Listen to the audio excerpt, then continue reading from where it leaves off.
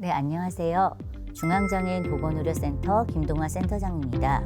오늘은 장애인의 건강권에 대해서 간략하게 설명을 드리도록 하겠습니다.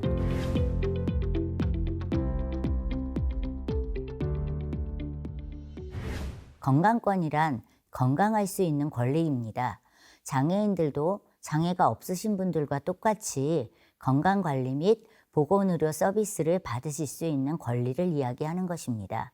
이러한 장애인의 건강권을 보장하기 위해서 우리나라에서는 장애인 건강권 및 의료 접근성 보장에 관한 법률이 제정되어서 시행되고 있습니다.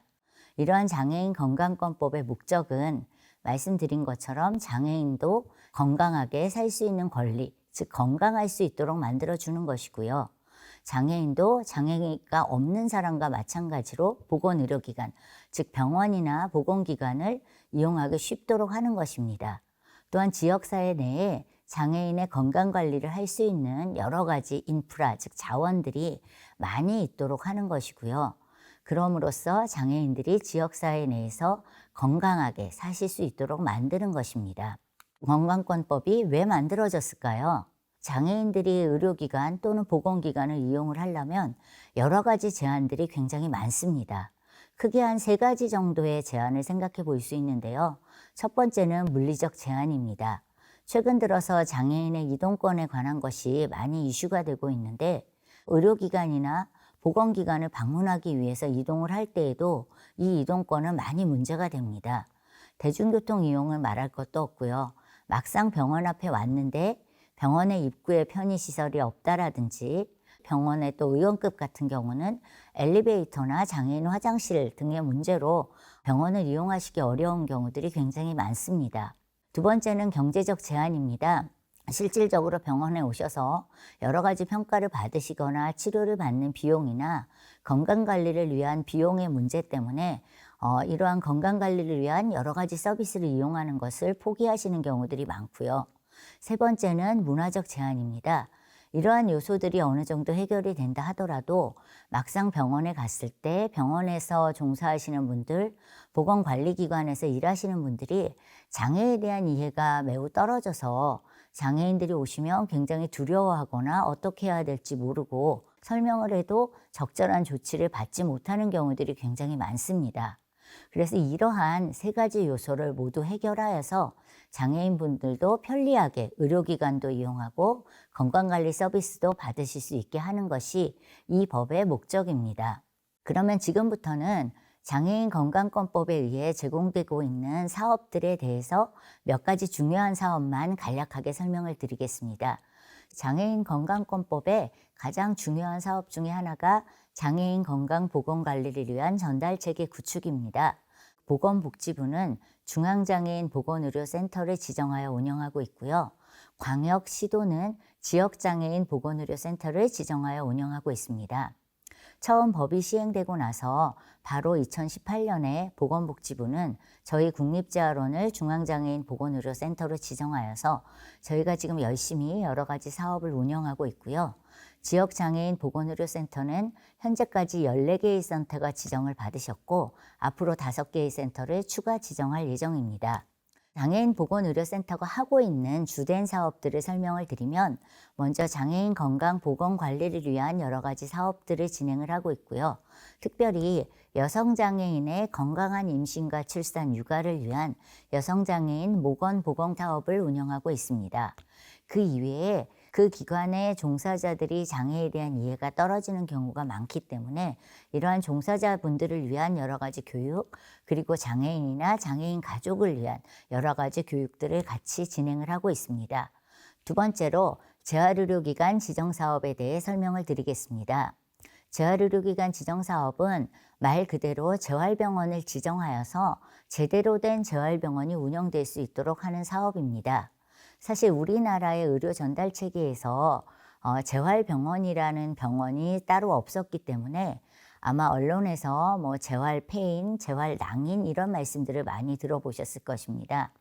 우리나라의 약 95% 이상의 장애인들이 중도장애인이라서 중간에 사고나 질병으로 장애가 생기게 되시게 되고요.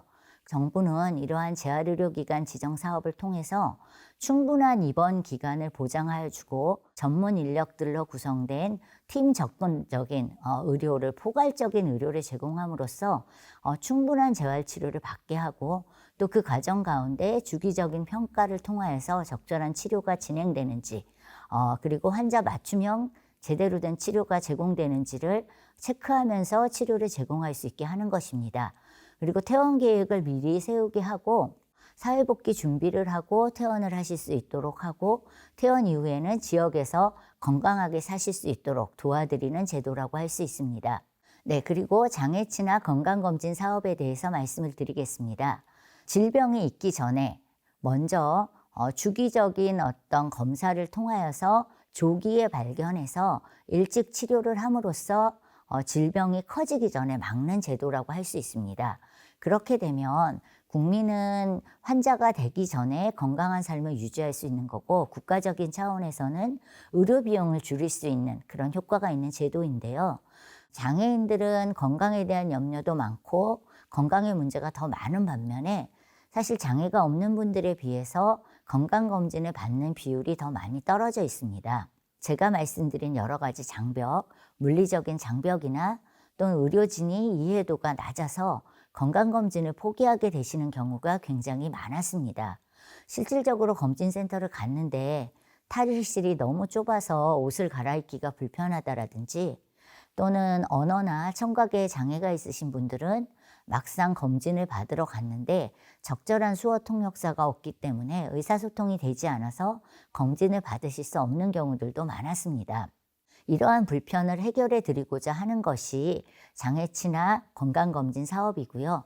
지금 정부에서 전국에 있는 건강검진 기관을 대상으로 신청을 하시는 경우에 장애치나 건강검진 사업으로 시설을 고칠 수 있는 비용을 지원하고 수어 통역 서비스를 제공하도록 하고 저희 중앙장애인 보건의료센터에서 시설 종사자들에 대한 교육을 함으로써 장애인분들이 장애가 있기 때문에 검진을 못 받으시는 경우를 줄여드리기 위한 제도입니다. 혹시 이 강의를 들으시면서 나는 검진을 받고 싶다 하시는 분들은 장애치나 건강검진 기관을 이용해 보시면 좋겠습니다. 마지막으로 장애인 건강주치 사업입니다. 이 사업은 장애 정도가 심한 장애인이 집에서 가까운 곳에서 자신의 건강을 관리할 수 있도록 하기 위한 제도인데요.